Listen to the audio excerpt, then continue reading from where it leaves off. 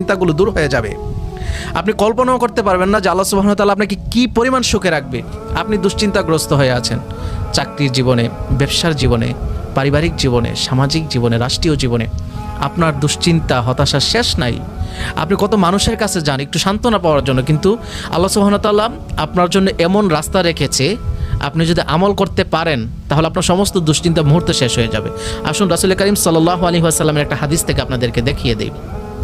আল্লাহর হাবিব সাল্লাল্লাহু আলাইহি ওয়াসাল্লামের একজন সাহাবী ছিলেন, তার নাম হচ্ছে উবাই ইবনে কাব রাদিয়াল্লাহু তাআলা আনহু। তিনি আল্লাহর হাবিব সাল্লাল্লাহু আলাইহি সাল্লামের সামনে বসা ছিলেন। তো তিনি আল্লাহর হাবিব সাল্লাল্লাহু আলাইহি সাল্লামকে প্রশ্ন করতেছিলেন।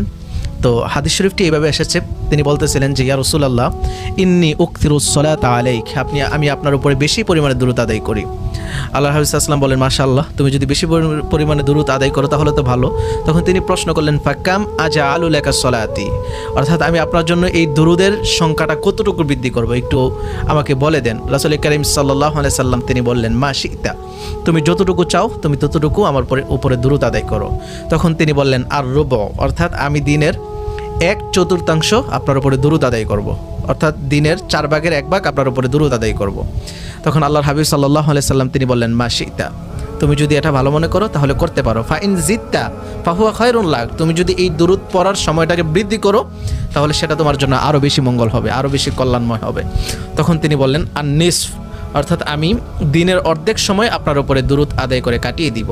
তখন আল্লাহর হাবিব সাল্লাল্লাহু আলাইহি সাল্লাম তিনি বললেন মা শিতা ফা ইন জিত্তা ফাহুয়া খায়রুন লাক, তুমি যদি তা চাও তাহলে করতে পারো, কিন্তু তুমি যদি এই দুরূদ পড়ার সময়টাকে আরও বৃদ্ধি করে দাও তাহলে আল্লাহ সুবহানাহু ওয়া তাআলা তোমার সম্মান আরও বৃদ্ধি করে দিবে এবং তা তোমার জন্য আরও কল্যাণময় হবে।